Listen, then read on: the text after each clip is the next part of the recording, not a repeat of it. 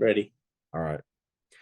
Hello, everyone. This is Kyle Galaz with Poor2Pro Car Sales Training Podcast. Become a Sales Titan. I am here doing an awesome one-on-one with a gentleman named Juan. He reached out to me via Instagram, and we've been going back and forth chatting, and he hired me to do a one-on-one. And I'm honored to be able to help people across the world get better in the car business and excel in their careers and really set a good foot forward and really do good. So Juan, why don't you introduce yourself and tell us a little bit about you and your dealership and how long you've been in the car business? Well, my name is Juan Moreno. I work at Salt Lake Valley Chrysler Dodge Ram Jeep. I've been in the sales business for a month now. Before that, I was in the mechanical side of business and decided to move on to sales, hopefully to make more money and to save my body from the strain. So, yeah, I've always been around cars my entire life. It's my passion, and now I'm happy to be in a position where I can help someone get into a car that they love. So yeah, that's pretty much about me. Very cool. Now, you said how long have you been selling? A month now. Just finished up my first month. Very cool. And how do you like it so far? Oh, I love it. I love it. It's definitely a change of pace. Um it's a little bit of a learning curve, especially from someone who doesn't come from a sales background. But so far, I'm loving every single aspect of it. Yeah, that's awesome to hear. And I always say this in my podcast when people are listening, and I'm going to say it to you, Juan. Kudos to you for already seeking out next level training in your only 1 month in the car business.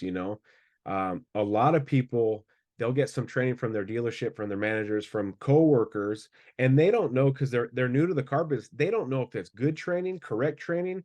You're hearing it from somebody that's been in the car business for 10 years and they're older than you and they're more mature. So that's got to be correct, right? Because that's how it was for me. I thought, well, he's older than me. He's been in the car business longer. This is the right way to sell cars. And then as I progress in the car business, I think back now, I'm like, that was wrong. It, I couldn't even say those things now that I did back in the day. So kudos to you for finding a podcast. I'm just happy it was mine. And now you're doing a one-on-one training after a month. So very, very cool, Juan. And you're in Salt Lake City, Utah, right? Yes, sir. Very cool. You guys getting some cold weather today? Yeah, it's actually snowing right now. It's I've, fun walking I've the lot in the middle of a snowstorm. Oh yeah, I've driven through that city. It's a beautiful city and it's a big city and very cool. So you sell Jeeps, Chrysler, Dodge, Ram, all that good Yeah, stuff. yeah, just all of the Chrysler products except Fiat and Maserati, um, and some used inventory, but we're mostly a new car store. Mostly new. Okay, that's where I started, was in the new car side. That was my bread and butter. And it wasn't until later in my career where I started selling used cars more than new. So this will be good for you because new cars is it's pretty awesome to be able to sell them. And it's an honor to be able to help people spend, just like you said, one of the key points you've already said is I get to help people. That's the right mentality. Yeah, you're going to make a bunch of money on the way, but people that are willing to help, and that's what their focus is. I want to help people. And yes, the return is I make a bunch of money. But if you go into the mindset genuine and you want to help people, those are the customers that see that and they come back later for more cars from you. Then you build a giant clientele. Next thing you know, you're not taking ups anymore. You sit there and answer calls because you got hundreds and hundreds, thousands of people wanting to buy cars from you.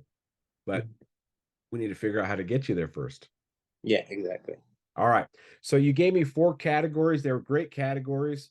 I have them written down here. Setting appointments, I'm guessing over the phone or email, but mostly by the phone. Yeah, I'm having a little bit of issue. As it's starting out, you don't get that many leads that could lead anywhere. So all the phone calls that I've been making, I've just been having a hard time trying to sell that appointment, finding ways to get people to call me back. Because a lot of times when I call through the dealer system, they just ignore the call. Yeah, that happens. And then you said getting leads through Facebook, so selling on and through Facebook, getting customers into the showroom. I'm guessing from the car lot, they're outside and you want to get them in to work a deal. Mm-hmm. And then not being able to qualify the customer for the right car. They might be picking out too much car for what they can actually get approved for. So we'll cover all those topics. But let's talk about setting appointments over the phone. Where do you feel like, Juan, you're losing them? At what point of the conversation? Do you make the phone call or they call in? Where do you feel like you're struggling? So when they do answer, um, I basically ask. It's customers who were in the market before, but like I said, I'm just getting leads that have been gone cold, and I basically just ask them if they're still in the market, if there's a specific vehicle that they're looking for, and a lot of the time, the people who do answer, they're looking for a very specific vehicle that we don't have. So I'm having trouble going from there. Yeah, so certain inventories are tough right now, especially if they're looking for a particular RAM, that you may not have in stock.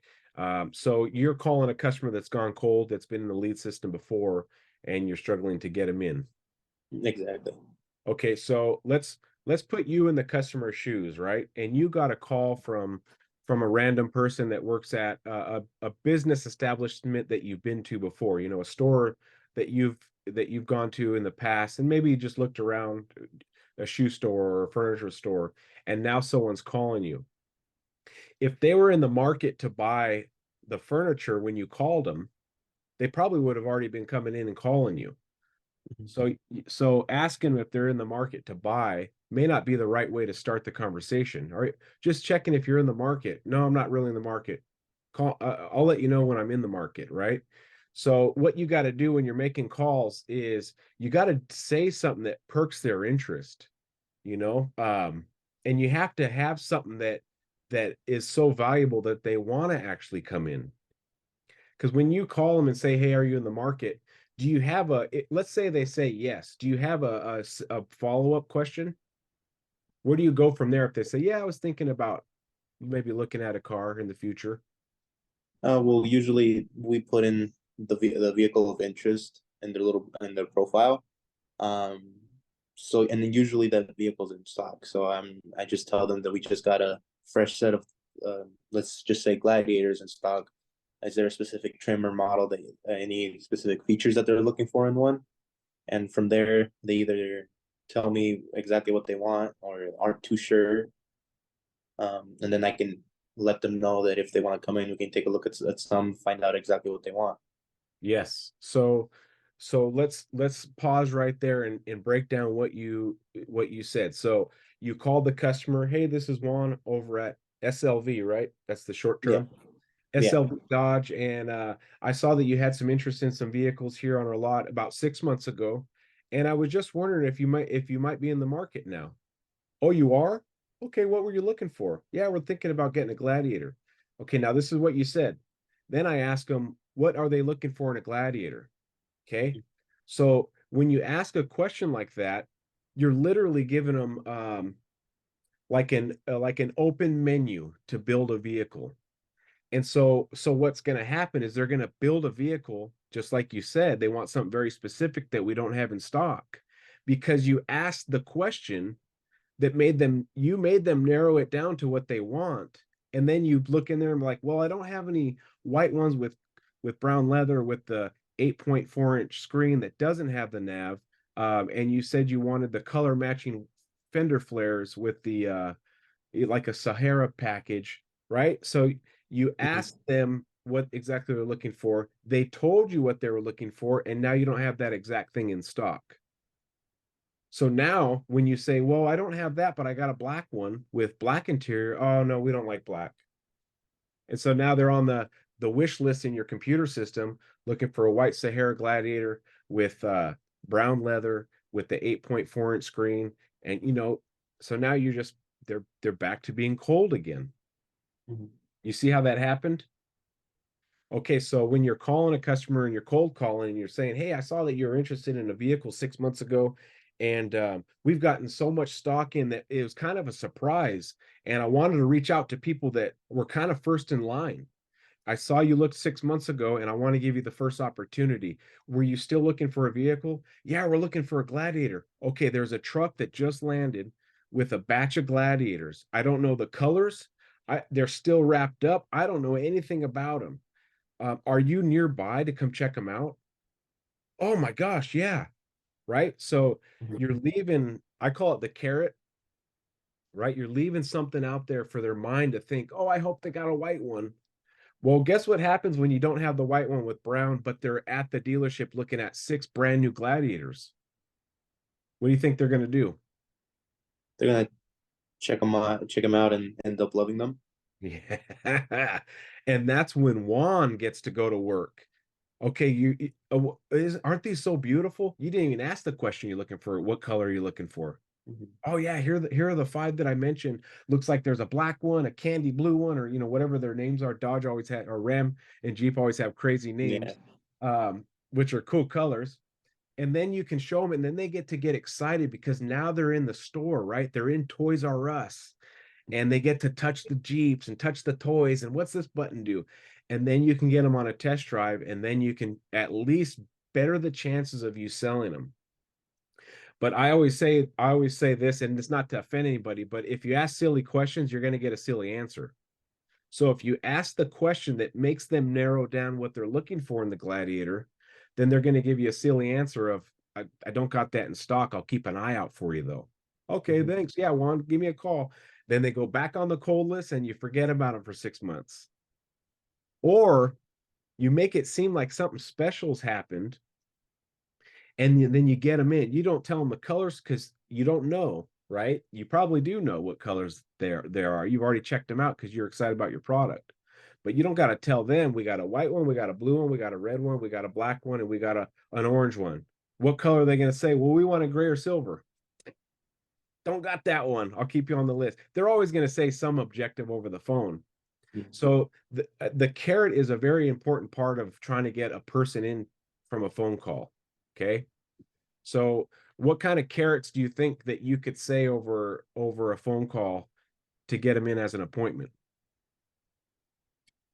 Maybe building off what I just said, like, okay, we got 5 in on a truck. I don't even know the color yet. Um, I know a lot of people are interested in trade-ins. I usually every 2 days or so I go into our trade-in lot and I take a look and see what we got. Um, and then sometimes when they're looking for maybe a Renegade, I offer a similar model, which would be the Compass. Just say we don't have a Renegade, I would be like, well, we have a Compass that's very similar in size, but has a little bit more features. Um, and that's what I would say normally. Yeah, so let's say on the trade-in part, we just got a fresh batch of trade-ins. And I don't know if there's a Renegade back there. I was back there earlier today, but there's so much action at our dealership. There's salesmen here and used car this and people moving cars around. I don't know if I got exactly what you're looking for, but when I was scrolling through the lot on the golf cart or walking through the lot, I saw cars that were the same size as the Renegade. There was, I think, a Compass. There was a couple other things, but it's worth at least stopping by the dealership and looking at, right? When can you come in? What time are you off work? You off at 5? Okay, perfect. Can I count on you to come in at 5:30 to come take a look at these? Do you see the passion I'm using in my voice? Right? If I Mhm. can get Juan on a one-on-one right now, and I can use this kind of passion, and you use the same passion with your customer that is looking for a vehicle, right? They've told you, hey, if you can find a Renegade, call me. And then you can tell them, hey, there's a bunch of trade-ins. I just came back in for my days off. There's a bunch of stuff in. When can you come in and take a look? I don't know if I have a Renegade. There's been so much action around the dealership. When can you come in? In their mind, you're painting a picture of like a Black Friday event. Mhm. And what happens on Black Friday? There's so much urgency. Like, oh, I don't want to miss out. I better get down there and buy it. Juan, my guy, told me to get down here. And then what I've always done with my customers, if I can get a small commitment for them to come in after work, I said, okay, I'm going to log you in my system as an appointment. The moment I hit enter on my appointment, my manager gets notified. Can I count on you to come in at 5:30 so my manager's not grinding me at 5:30? Juan, Mhm. can I count on you? Yes, you can. All right. Mhm. Now, what are the chances when I get a customer to say, can I, agree to counting on you? What are your chances of that appointment showing up? And they greatly increase. Big time, because they've made a commitment. Not everyone keeps their word, right? Not everyone is like me and you that, hey, we're here at 7 and we're doing our one-on-one, right on time. So there's going to be people that maybe take advantage of that. They're not going to, they ghost you. But for the most part, if you can get a commitment over the phone, hey, the moment I hit enter on this appointment, my manager gets a notification. Can I count on you to come in so I don't look like I'm making a fake appointment? Can I count on you, Juan? You can. All right. But the passion I'm using in my voice, it only works if you talk like that. If you're on the phone and you're timid, hey Bill, yeah, this is Juan over at SLV Dodge. I saw that you're looking at a Gladiator a few months ago. Are you still in the market? Nah. Well, we have some good incentives. Like you're like climbing to and everything's falling on that phone call.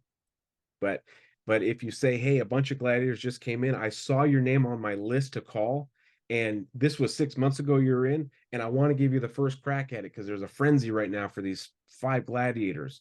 When can you get here? And you build that urgency. So the carrot on an appointment is, I don't even know what colors came in. I'm just calling you. When can you get down here? So now they're curious. Did the right one come in? Now, if they narrow it down, well, I want to know what colors you have before I come in. Okay, fair enough. I'll get you that information. You're not going to play the carrot game anymore. The guy really wants to know what color, so you're going to tell him. But how fast can you get in? So you need to build that urgency. Okay. Now, a lot of people will say on the phone, well, get me your best price. Common, right? Yeah.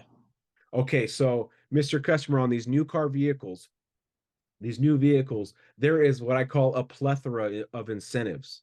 And there's not one actual avenue that will have the best price because there's different interest rates, there's different rebate programs, there's different incentives. They have first responder incentives, they got military incentives. I need you here and I need a VIN picked out. Then I can work your deal. The best deal is in the showroom when I can tell my manager, I got a customer over here that's making a fair and reasonable offer.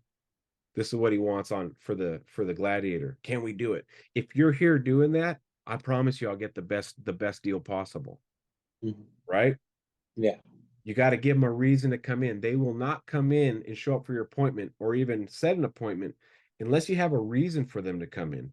And our incentives are all VIN specific, right? So and I need to run your address through our system. That when I type in the incentives, it asks for your zip code. There's a lot of things that go on. And if you want truly the best price, and I want to give you the best price and best deal, I need you here.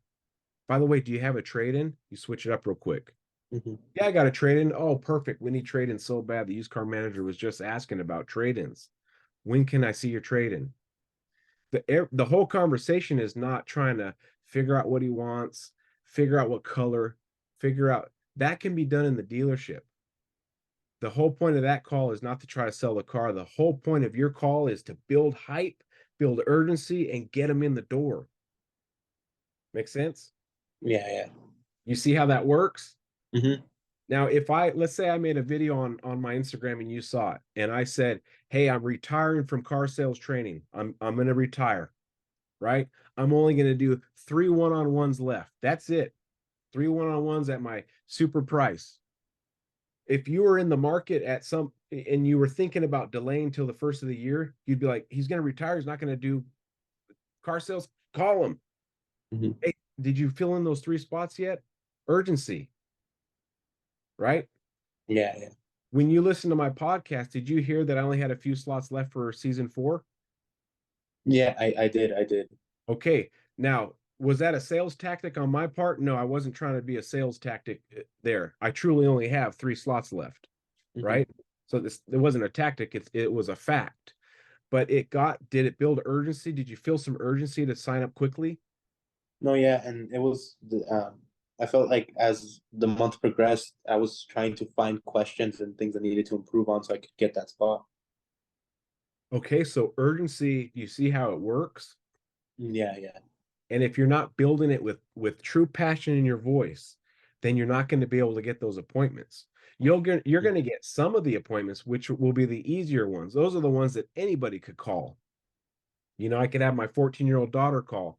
Yeah, we got some gladiators in. Would you like to come in? Oh, yeah. I've been waiting. That's the easy one. Those are the ones you log in. Customer will be here at 4. Boom.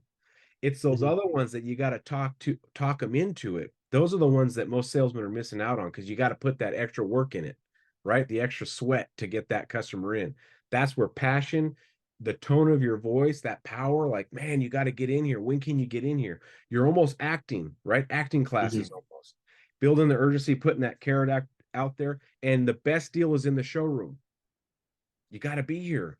Do you have a trade? Oh, perfect. My manager's looking for trade-ins. He just asked about trade-ins. What do you got? O3 Focus? Perfect. We need fuel savers. H2 Hummer? Perfect. We need big vehicles. Expedition? Perfect. We need 3 rows. You could literally say perfect to any vehicle. Toyota Prius? Perfect. We need a hybrid. Right? What about, I want you to do the perfect. I have a Dodge Challenger. Perfect. We need sports cars. Oh, almost fell out of my chair right there. Here's another one. Yeah, I got a lifted F-150. Perfect. We need mud trucks. Yeah, we need some big trucks. Oh yeah, I have a 2015 Jeep Compass. Perfect. We need small CUVs. Yeah, 4-wheel drive little SUVs or CUVs. Yeah, I have a special edition Gladiator. Perfect. We need more Jeeps. With a Hemi swap. Oh man. Perfect. We love custom vehicles. Oh, okay. Right? Hey, Juan, it's an old one, but I got a 1999 Honda Civic. It only has 70,000 miles. Perfect. We need classics. Hey, it's weird when a 1999 is a classic, huh? Yeah. But it classifies as a classic. You see how you got to be quick? Yeah. You can't be like, well, tell me about your F-150. Right? Now you're trying to build a deal over the phone. You can't do that. Perfect, man. Get that. When can we see your truck? My manager was just asking about lifted F-150s, lifted Chevys. Get in here. When can you get in here? 5:30? Okay. Now when I hit enter on the appointment button, my manager gets a notification and I don't want to look like a fool. Can I count on you, Juan, to get here at 5:30? Yes, you can. Oh, yes. Boom. Enter. Boom. I appreciate it, Juan. I can't wait to meet you. Are you going to be coming with anybody or is it by yourself? I'll be coming with my wife. Ooh. Do you guys have any particular drinks that you like? Non-alcoholic, of course. Any Pepsis or Cokes or anything weird like that? I'm a Pepsi man myself. What about your wife? She prefers Coke. Okay. I'm going to have an ice cold Pepsi and an ice cold Coke ready for you at 5:30. Appreciate it, man. I can't wait to see you. Perfect. Can't wait to see the. Dude, do you think that guy's going to show up? Yeah. There is no way a normal human being is going to let Juan go buy a Pepsi and a Coke for him and his wife and then not show up. I guarantee you he's going to be like, honey, we got to get over there. What's the big hurry? My guy over there, Juan, he's got a surprise for us. Right? So passion, it boils down to passion, being genuine and really trying to help people, but not getting into a walk around or a product knowledge thing over the phone. Your phone call is only about an appointment and building excitement. You got to get them over that excitement hill to get them in the dealership. Okay. Appointments are very important because I ask my sales guys, hey, get on the phone and get some people in here. We're not getting a lot of traffic. There's snow all over the place. Yeah. The only way you're going to get a deal today is not by ups. It's by phone calls, by internet leads. Get on the phone and do something. But if I'm not telling them how to do it, like I'm training you, then they won't know what to do. But now you know. Okay. Yeah. My question to you, Juan, have you ever tried some of this stuff or have you done similar things? No. I've been really timid over the phone. And I've gotten interest in some people, but like you said, I didn't build the hype, and I was just explaining what we had in inventory and just getting objections left and right. I found the perfect truck for this guy, but it was a long bed. He wanted a short bed, and I found that truck for him, but it was a mega cabin. Yeah. So So what you can do, especially if they live in your area, right? If it's a guy in Montana that's 7 hours away, you're not going to be able to just get him in to look at vehicles. But let's talk about the majority of people, right? You don't got to tell the guy it's a long bed or short bed. Just get him in. To be honest, they just took it to service. They're doing their inspection. Then it goes to detail. I'm not going to see this thing until like tomorrow, but I don't want you to miss out on it. Whether it's a long bed or short bed, just get in here and take a look. You don't have to buy it. I'm not asking you to buy it. Just take a look at it. And when he gets there and he wanted a short bed, but it's a long bed, he might go, it might work still. Let's go drive it. So you bettered your odds. If you don't get them in, you have a 0% chance of selling them, right? So you just got to get them in, and you got to just figure it out. You just got to get them in. Okay, Juan. So let's break down the appointments before we move on. You need to build a friend over the phone by finding something in common with them. We didn't cover that too much, but when I call Juan and I say, hey, are you local? Yeah, okay. You live, how long have you been here? Excellent. Well, the reason for my call, you build a little bit of rapport. Build a friend, build urgency. Oh, there's people all over the place, like Black Friday, right? Even though there's 3 customers in the whole dealership. They don't need to know that. Okay. Have the carrot. I don't even know what cars came on the truck, but you were the first guy I wanted to call because you put in an inquiry 6 months ago, and I want to get you down here. And then ask for the commitment. Can I get your commitment to come in, or what was I saying earlier? I already forgot the word. Can I count on you? Yeah. We get you a Pepsi and a Coke. Can I count on you? Okay, I'm going to hit the enter button on my appointment, and they'll come in. So build a friend, build urgency, have the carrot, be an expert, but don't try to sell the car over the phone, and be someone that can really help them when they're calling in or when you're calling them. Yeah, I've been here for only a month, but I know my product. I know what I'm doing, and really learn your product, Juan. Okay, how much horsepower does a Hemi have right now? Which one? We have a couple. Let's say a e-torque Hemi in a half ton. E-torque. Got me that one. I didn't know the e-torque one. Okay, what about just a regular Hemi in a half ton? I think it makes 360 horsepower. Okay, now when you say I think it makes, that tells me as a customer that you don't know. Yeah. Now customers will give you 1 or 2 I don't knows.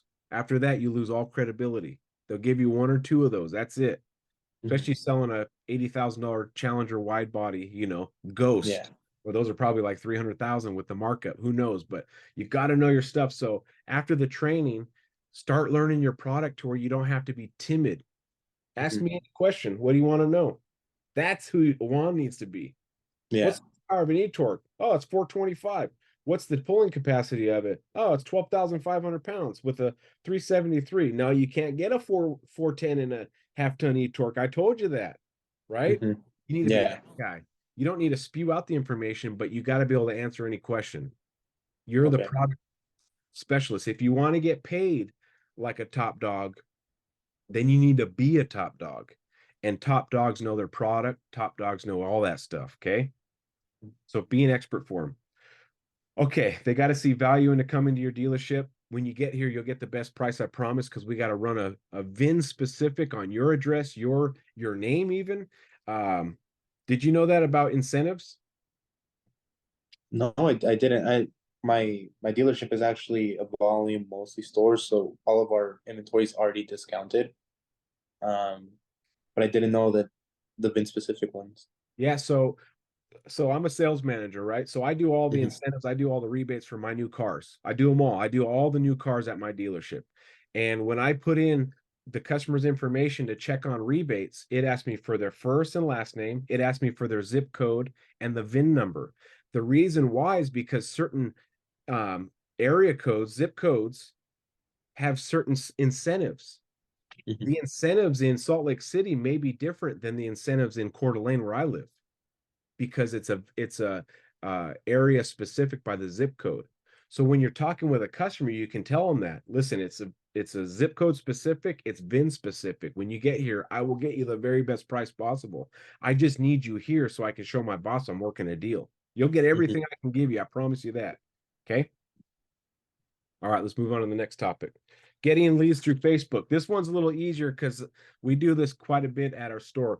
Was it last month or November? 18% of our sales were through Facebook leads. If we sell 150 cars, you do the math of how many Facebook deals we've done. And this is without boosting our posts. This is free posting on Facebook Marketplace.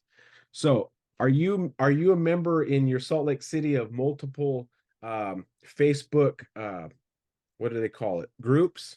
Yeah, I just joined a lot of Jeep groups, some Mopar groups, the Salt Lake City buy, sell, and trade, and Marketplace. Yeah. Okay, so there's going to be some specialty groups like off-road guys, or four-wheel drive this and that. Those guys want to see stuff like you went to Moab and you climbed the giant lions back.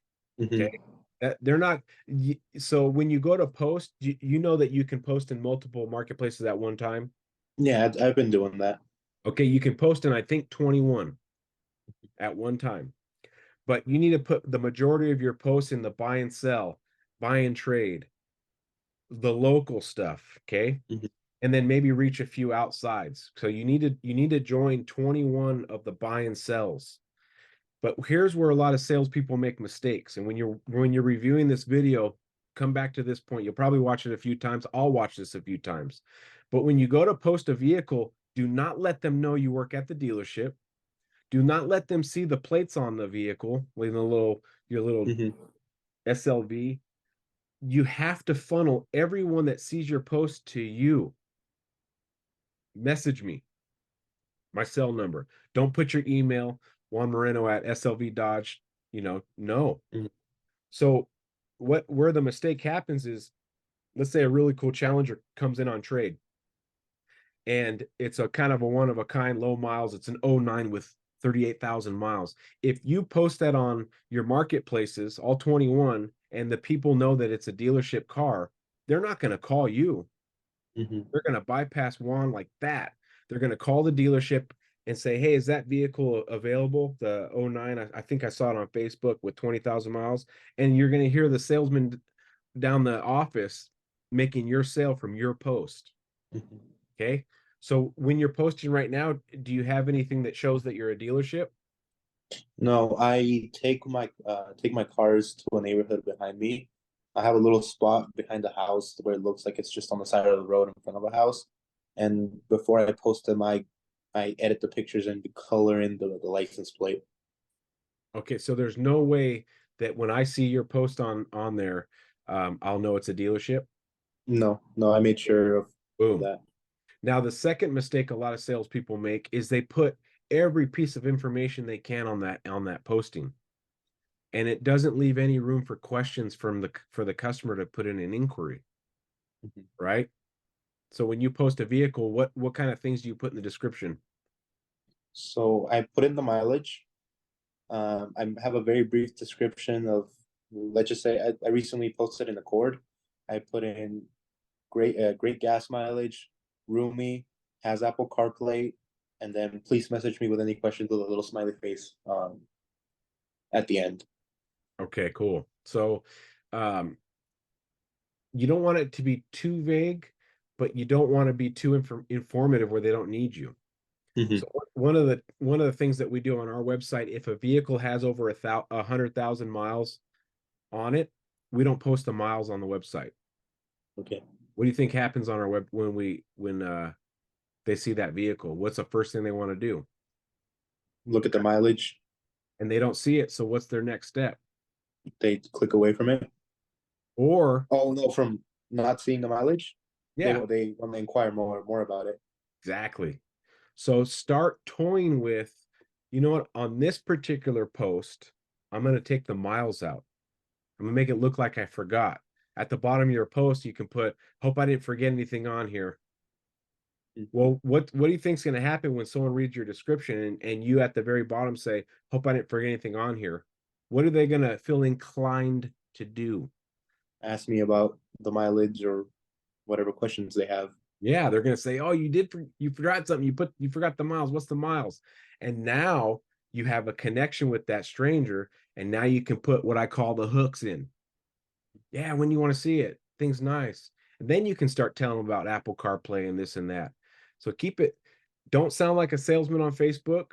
Just pretend, you almost have to pretend like you don't really know what you're doing when you're posting the vehicle, but you don't want to look like an idiot either. Mhm. Like you just stumble on Facebook and you somehow got a picture on there. You want to have pictures of the car like you're really trying to sell it. Put your information and maybe put at the bottom, I hope I didn't forget anything on there. Call or message me, put your info. As soon as they see that there's no miles, they're going to inquire. Oh, you did forget something. You forgot the miles. What are the miles, by the way? Oh, they're 80,000 miles. It's a nice car. Now you got the hooks in them. Okay. Mhm. So you don't want to put too much information, but you don't want to look like a doofus. But now where you can test things is on one post, don't do the miles. See if you get inquiries on the miles. On the next post vehicle, don't put the year. Put the miles, but don't put the year. And start figuring out which one works the best to get people to inquire. Is it the missing the miles? It's probably missing the miles. Missing the miles, missing the year, and then put at the bottom, hope I didn't miss anything. Message me if you have any questions. Here's my number. And I guarantee you'll start getting more inquiries on your Facebook. You'll start selling more because do you feel like if you can get your hands on somebody, you have a better shot at selling them? Yeah, yeah, I think I do, but I just haven't had the chance to get my talk to people. Yeah, so it's true for most salespeople. The hardest part is getting someone in front of you. Once you get someone in front of you, you're probably going to sell them if they have the buying power. But the key is getting someone in front of you. So that's why making effective phone calls for your appointments. That's why posting stuff on Facebook with little things that get them to inquire. Okay. So you need to try that. So you're already funneling stuff. Another thing that a salesman will fail is they post the wrong stuff on Marketplace. What kind of vehicles do you post on Marketplace? Only used vehicles. And I caught myself posting like the higher end vehicles that we had. So now I'm trying to post some of the more budget friendly cars. Yep. 1999 or less. 19,999 or less. So 20 grand or less. You can throw some pizzazz in there, a $30,000 Charger or a $50,000 Ram truck here and there. But for the most part, the reason why people go to Craigslist, they go to Facebook Marketplace is because they're budget minded people. They don't want to go spend an arm and a leg somewhere. They don't have the money to, right? So they're going on the place where they don't really want to shop, but they're hoping they run across the gem, the diamond in the rough. Oh man, what the heck is that? Call that guy, Juan. So it's the cheap stuff. Even if you think it's a pile of junk and you wouldn't drive it at all, post it. And I guarantee you there's a buyer for it. The cheaper, the better. So if you want to get units, you may not make a ton of money off Facebook Marketplace because you're selling a lot of cheaper units. But hey, I'd rather have 9 $500 vouchers instead of no $500 vouchers by not posting. Okay. So keep them under 20.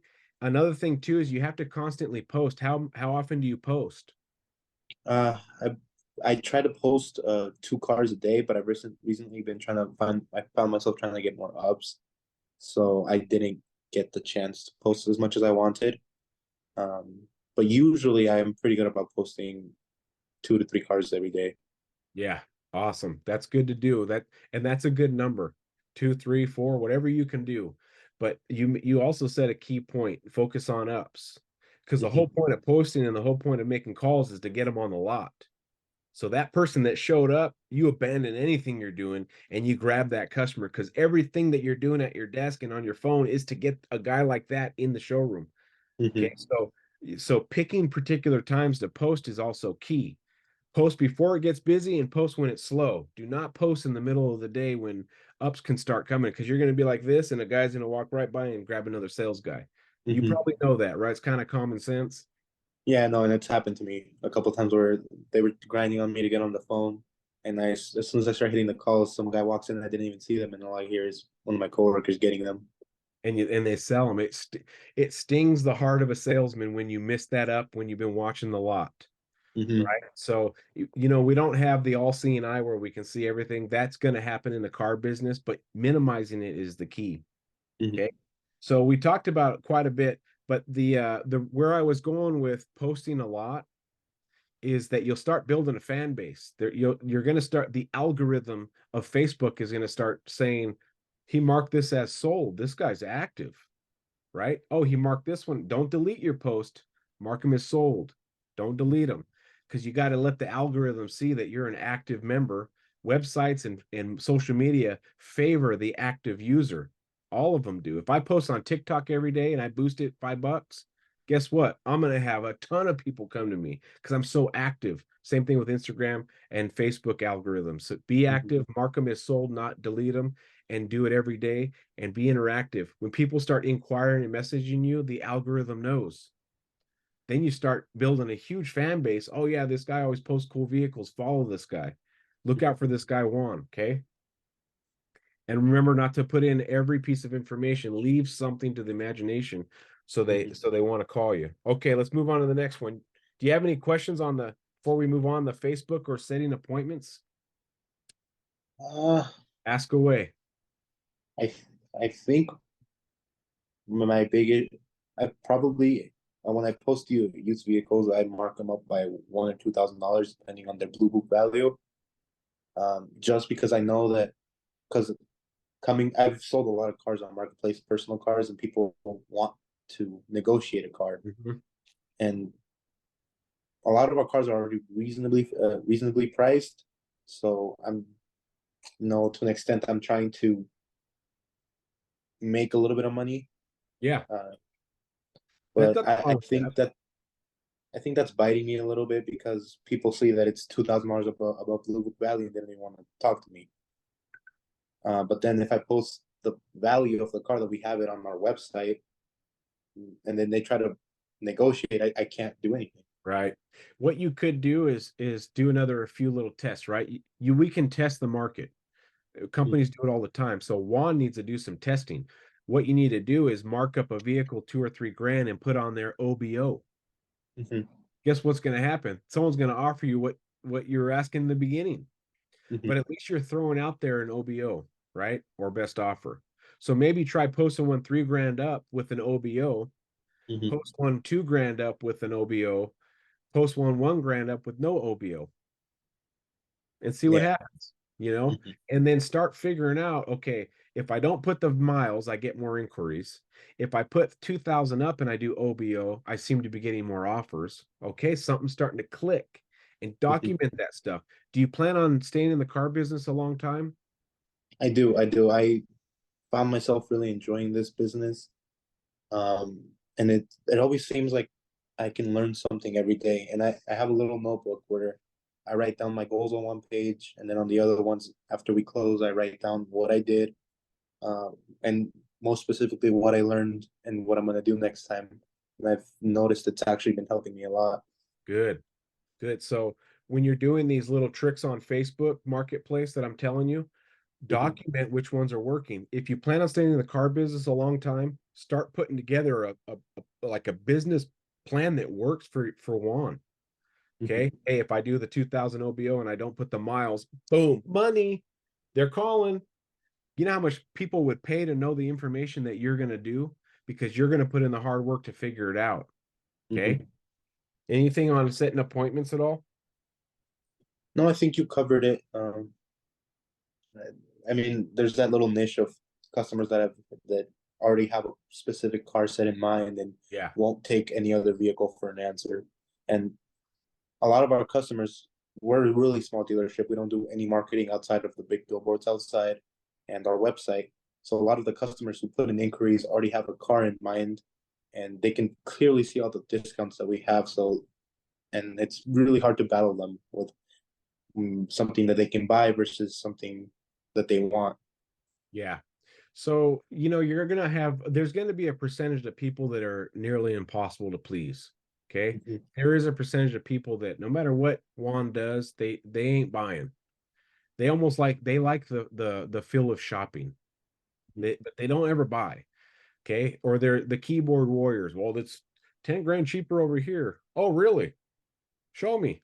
Right. There's going to be those people. You can't, if you could get them all, then you would sell 365 cars a year.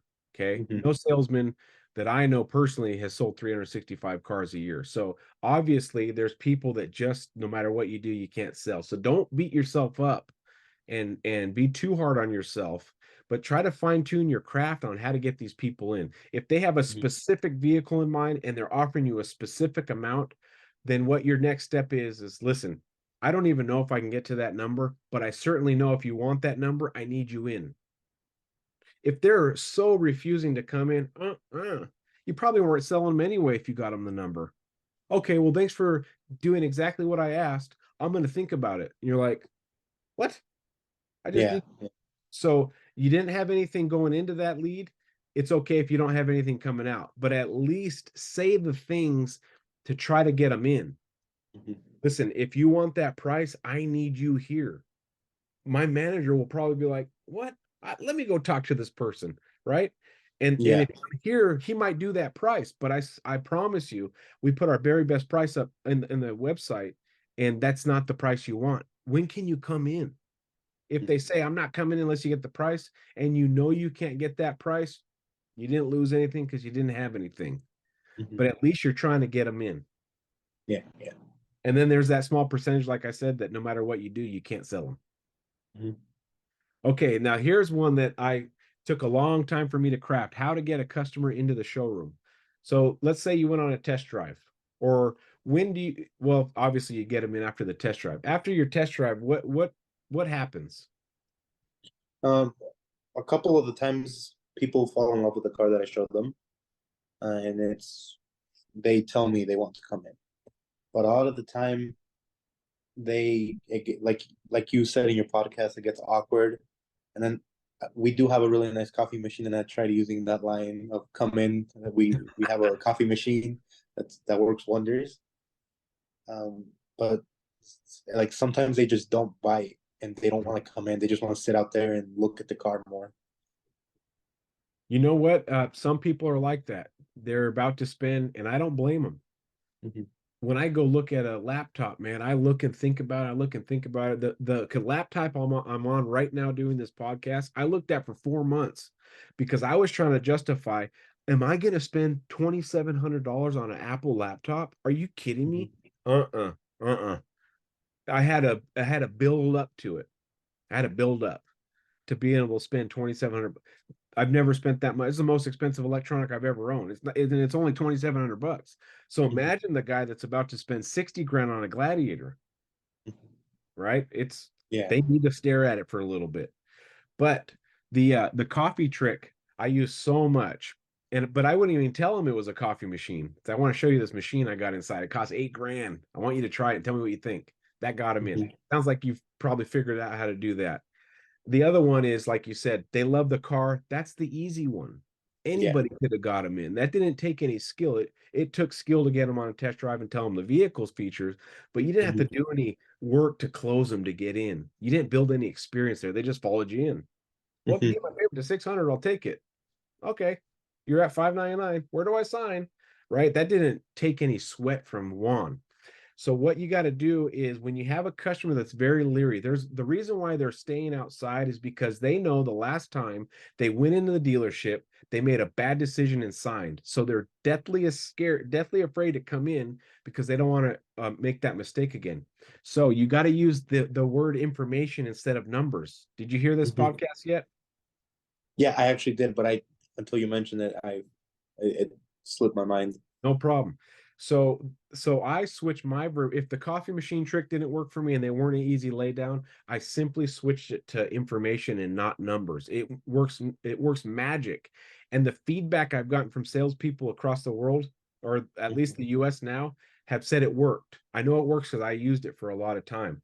So when they come in, they get from the test drive and they're leery to come in like you're running into, tell them, hey, not trying to sell you anything yet. I'll put on that hat later, right? You have some fun. But let me Mhm. get the rest of the information before you guys make any decisions to buy it or not to buy it, to go home or to stay. Let me get you the rest of the information. Instead of saying, okay, so let's go work the numbers and see if you guys want to take it home. Well, last time they did that, they bought and they made a huge mistake. They were 10 grand flipped. It took them 84 months to get out of it, out of Mhm. that. And they vowed to each other, honey, we're never doing that again. And they got to that point again with you, and they're like, we can't go in, honey, because we know what's going to happen. And that's when the information part comes in. And you give them a slight loophole. The loophole is, I'm not asking you to buy anything. I'm asking you to let me finish doing my job and get you the rest of the information to make an educated decision on whether to buy it or whether to walk away. Okay. If I were to tell you that, Juan, hey, so I have a level 2 advanced one-on-one training, Mhm. right? But whether you sign up for it or not, can I at least do my job and tell you about it? I would want to hear more about it. Yeah. Can I at least get you the information? And if you decide you want to do it or not, it's up to you. Mhm. How can you say no to that? Yeah. You can't. And then you take down that defensive wall that they got burnt last time. It's gone. Whether you buy it or not, it's up to you. But at least let me do the rest of my job because my manager's watching, right? Mhm. And you're gonna obviously not use my exact words because I speak differently than you. But think of a verbiage and practice in your room right there after this podcast of what sentence flows out of Juan's mouth that can relate what I'm saying. Hey, whether you sign up for the next training or not, it's up to you, but at least let me do my job and tell you about it. That fair? That is fair. And then you can make a decision of whether you want to sign up or not. I don't Mhm. even have a level 2 training. I'm making that up right now on the fly. But you see what it's doing. All I'm getting from Juan right now is this. Yeah. Am I closing Juan on a product I don't even have yet? Yeah. Yeah, you are. So imagine if you did that to your customer. They're Mhm. going to be like, okay, yeah, I'll Mr. Customer, do you want to make an educated decision or a rash decision? Juan, you're the customer. Do you want to make an educated decision or a rash decision? Or want to make an educated decision. Okay, so for you to make an educated decision, you have to have all the information in front of you, correct? Correct. Okay, so let's go inside. Whether you buy it or not, let me at least do my job and get you that information. Mhm. Now, don't wait until you're in front of a customer to say what I'm saying, Juan. You got to do what I did when I was on the sales floor, and I would talk to my kitchen table. I would talk to the wall. I would talk to the mirror because I didn't want to look like a fool in front of my customers. I wanted to sound just like this, right? Yeah. Confident. I know what I'm talking about. Convincing, passion, energy. That's what Juan has to do. Mhm. Could I get a sample of that out of Juan right now? So let me set it up. I just came back from the test drive, Mhm. and I'm like, you know what, Juan? I don't know. Last time we bought a car, we just jumped into it, and we paid on that thing for 84 months. I had the title on it, and I was still upside down. I just don't want to do that again. Well, I completely understand your position. I would love to give you some more information, make sure that you're okay with your decision. Um, if you come inside, I'll get you all the information that you need so you can make an educated decision and make sure this doesn't happen again to you.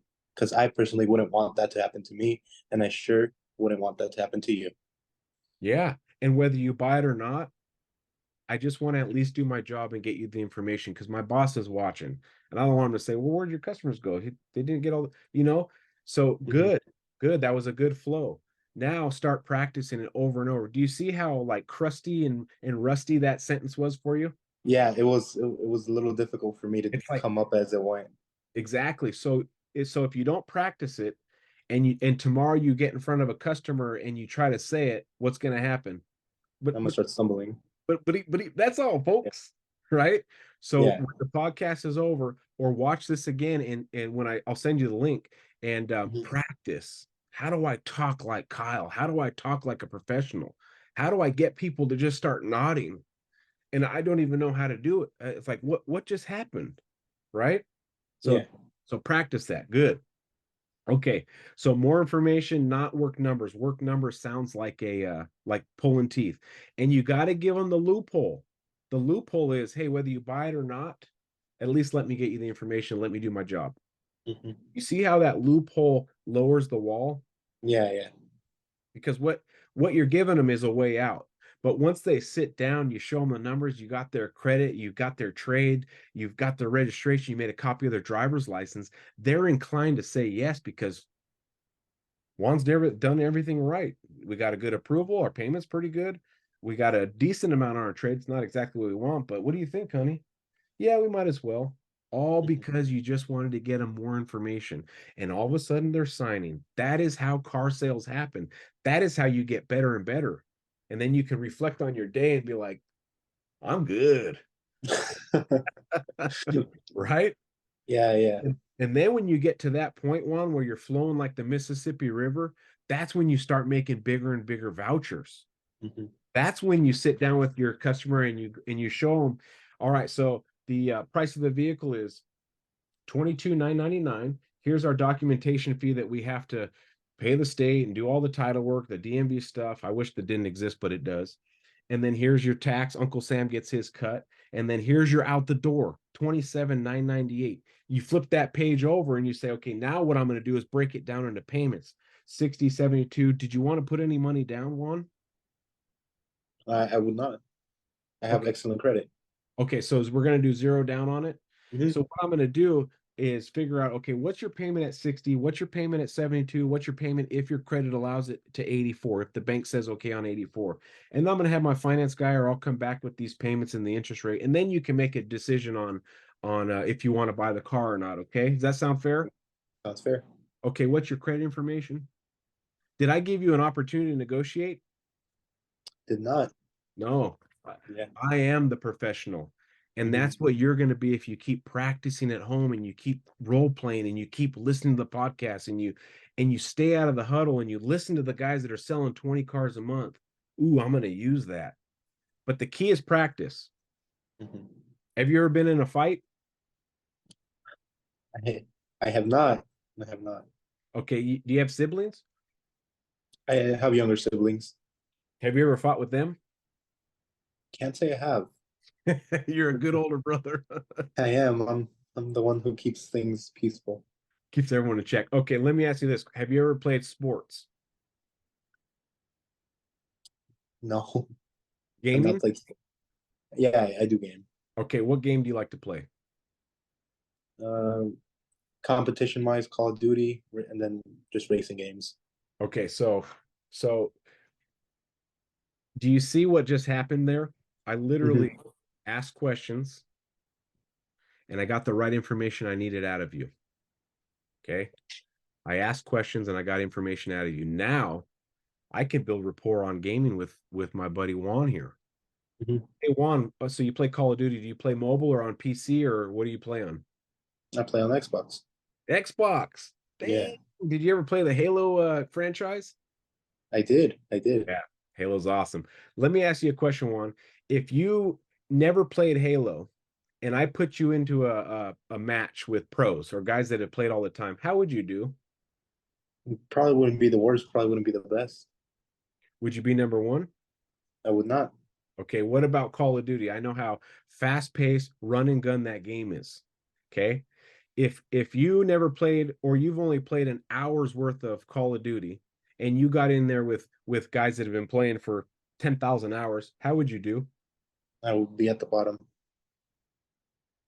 So, what does that tell you about the car business? If you want to be the best, you have to practice every day. Mm-hmm. And practice doesn't happen in front of the customer. That's go time. That's the show. Remember that episode or I those do episodes? remember that episode.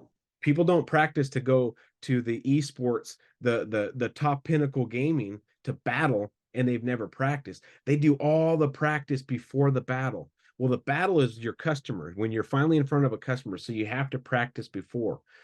Mm-hmm. And you're doing it, and kudos to you for doing this, right? But you got to practice before the big show. So that's where I was getting at with basketball or fighting. A fighter can't enter the octagon of the UFC and never fought before. Mm-hmm.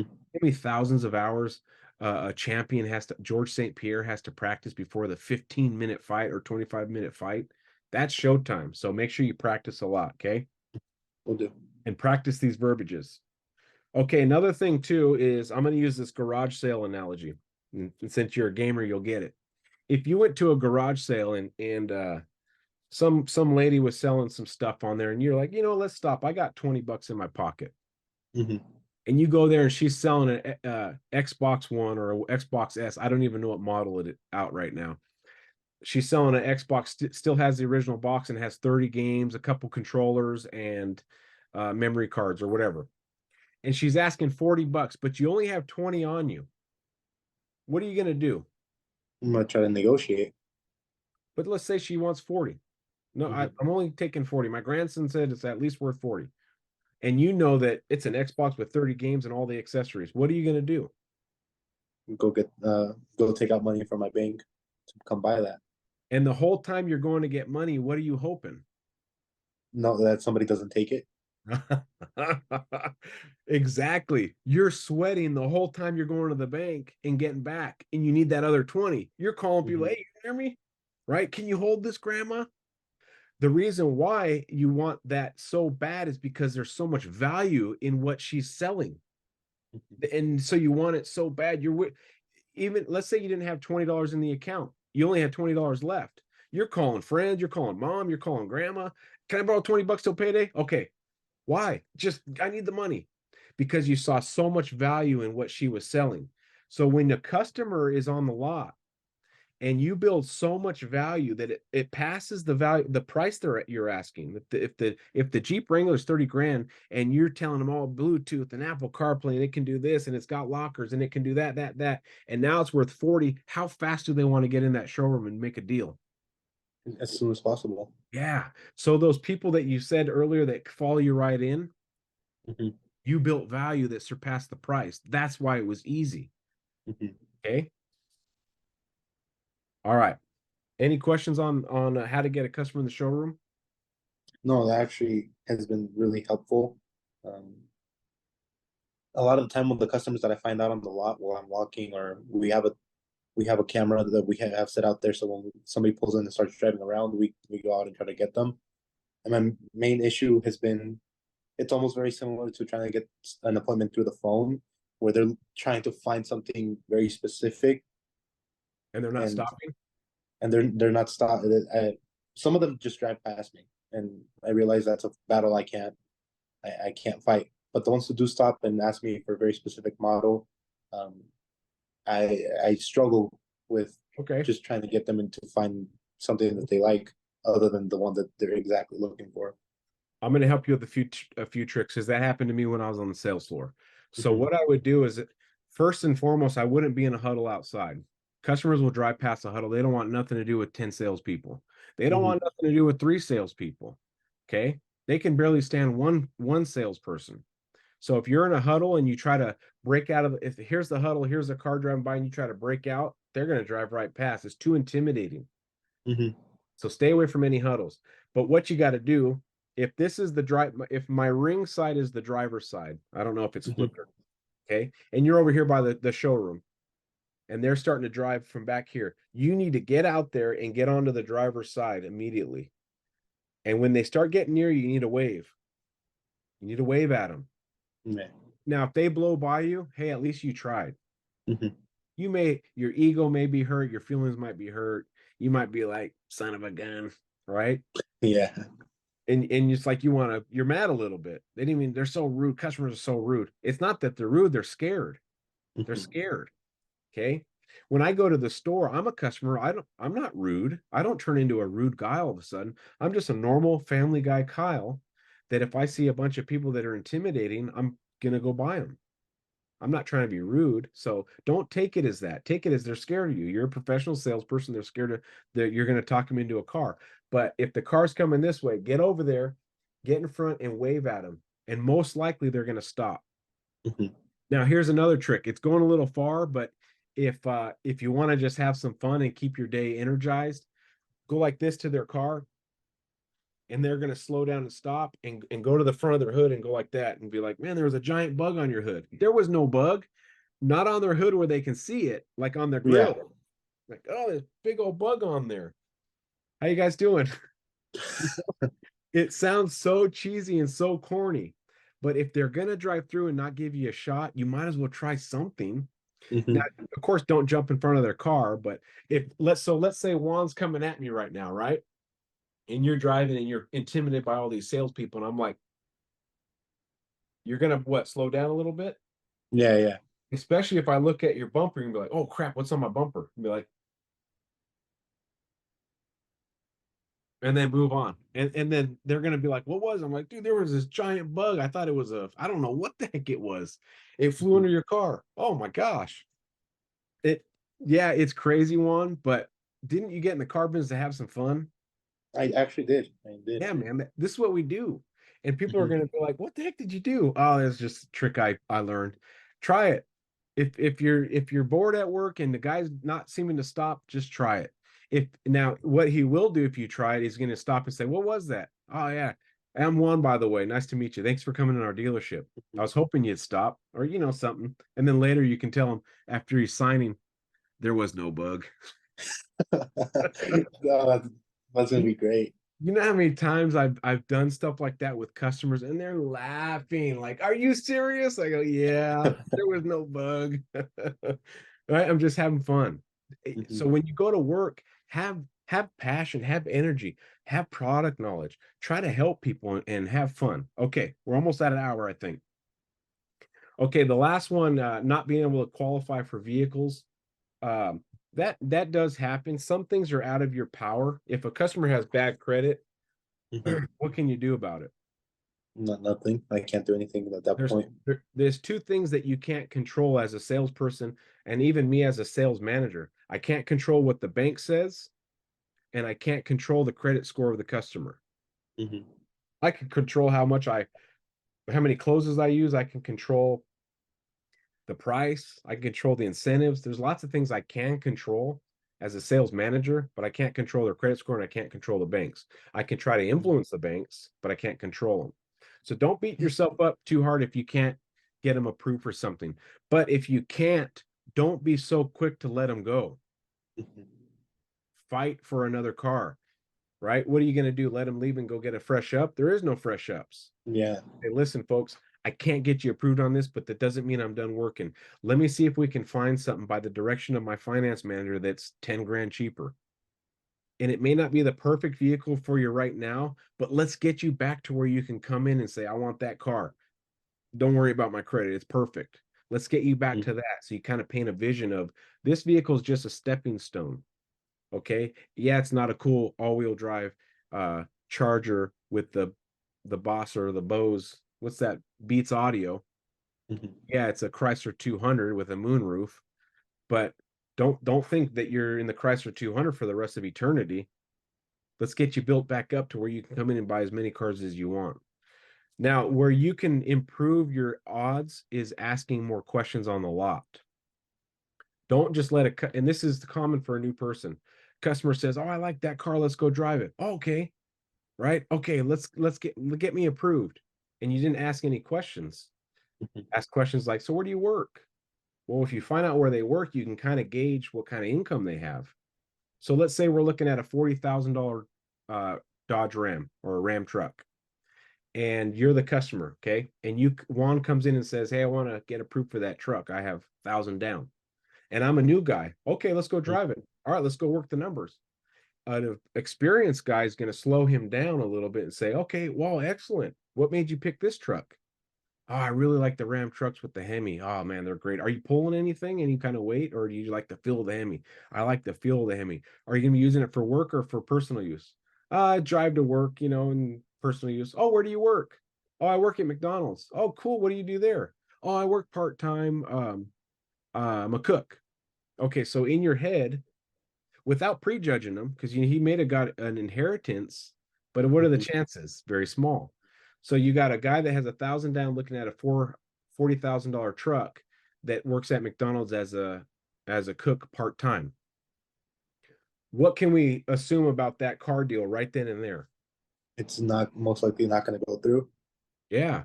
So now you can, and he's already told you only he has 1,000 down. So it's not like he can put 25,000 down and instant approval. Doesn't matter his income. Mhm.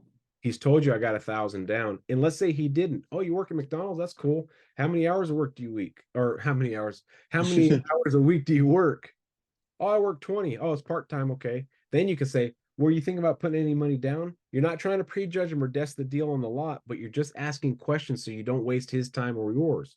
Mhm. "Oh, I got 1,000 down." In your head, he makes 500 a week, and or maybe less, 500 a week. He's got 1,000 down. He's looking at a $40,000 truck. So asking questions is actually what's going to help you in those scenarios. Okay.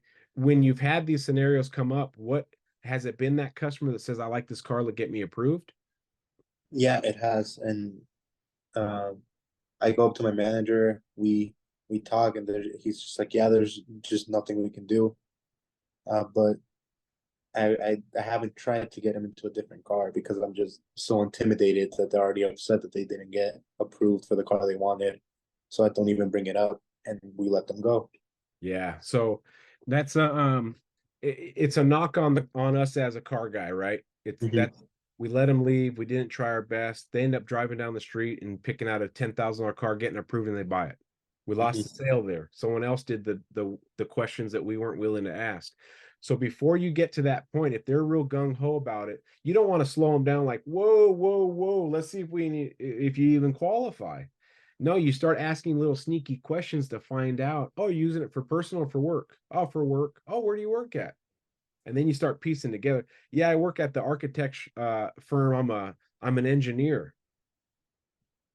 Okay, let's take this thing for a drive. He can afford a $40,000 truck. You don't even need to bring up down payment.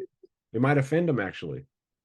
Okay, so you just need to ask more questions. So ask more questions on the lot before you break their hearts inside and get them all hopped up. Now one of the things I used to say on the car lot is the reason why I'm asking so many questions, it may sound like, why does he need to know all this? Is because I don't want to set you up for failure. I don't want to get you so hyped up on this truck, tell you everything about it. You're dying to have it, and I have to get you declined from a bank. A bank says no. I don't want to do that to you. That's why I'm asking these questions. And based on your answers, you probably need to be looking at something that's half the price. Now, don't let that discourage you because I have nice vehicles that are half the price. Unless you have a major cosigner or something that's drastic. Oh, I got 25,000 down. Okay, let's go for a test drive.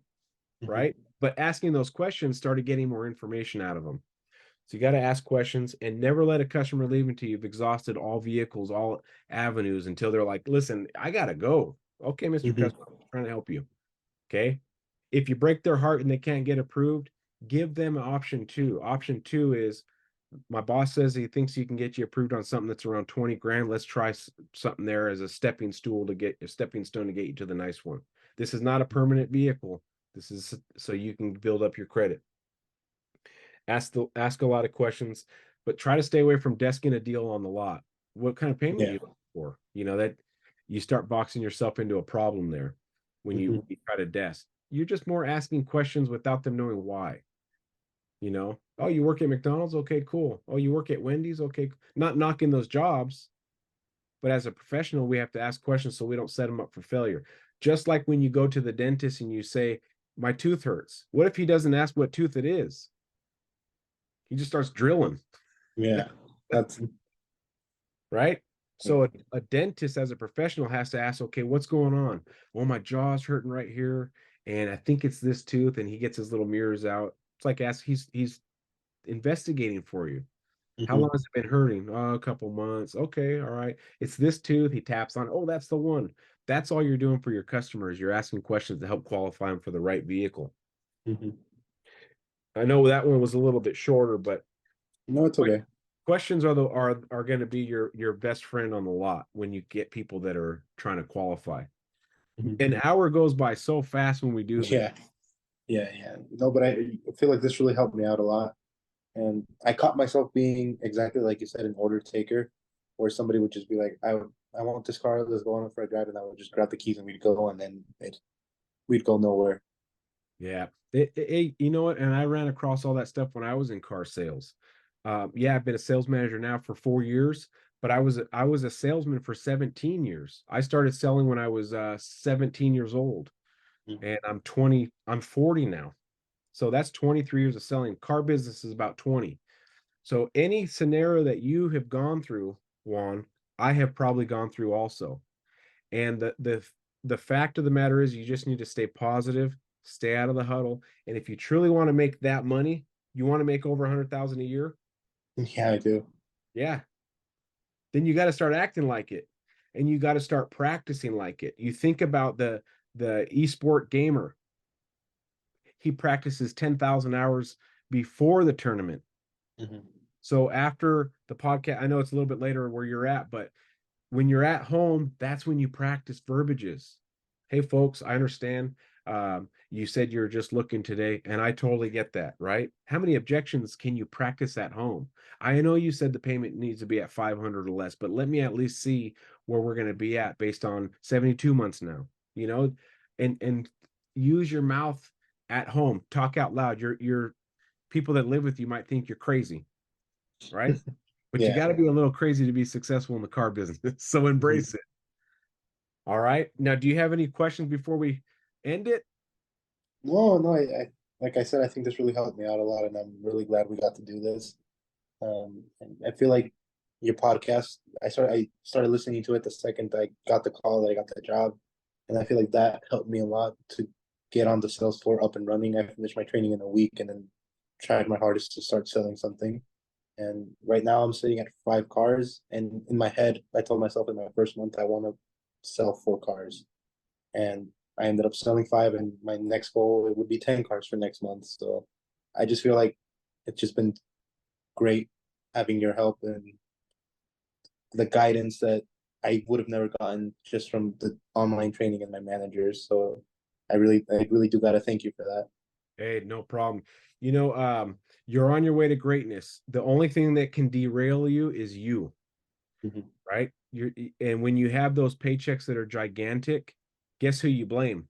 You blame yourself. Oh, look at Mhm. this check, man. You go inside the bank to deposit that one. Yeah. Go to the teller. She's a little cute. I like to deposit my paycheck. Holy moly, 12,000 bucks. Where the heck do you work? But when you get that small check, you want to blame everybody else. Oh Mhm. no, that it's advertising, it's the economy, right? But you sure will take the blame when it's a big fat check. But it seems Mhm. like salespeople, when the check is small, they want to blame everything else. So, Yeah. so practice and some of the scariest salespeople I've met are the guys that are goal driven. I will hit 10 cars this month. I don't care what it takes. So next month when it starts, tell yourself that, break it down. I'm going to hit 10 cars. And if you want to send me a message when you sell a car so I can see where you're at, send it to me. I'd love to be a part Mhm. of your February to make sure you hit your 10 cars. Okay. Nothing. I really do appreciate that. All right, Juan. I appreciate you hiring me for this podcast episode. Awesome. I really do appreciate it. All right, my friend. Thank you for everything. Thank you, Juan. All right. Thank you, Kyle. You have a good night. All right, man.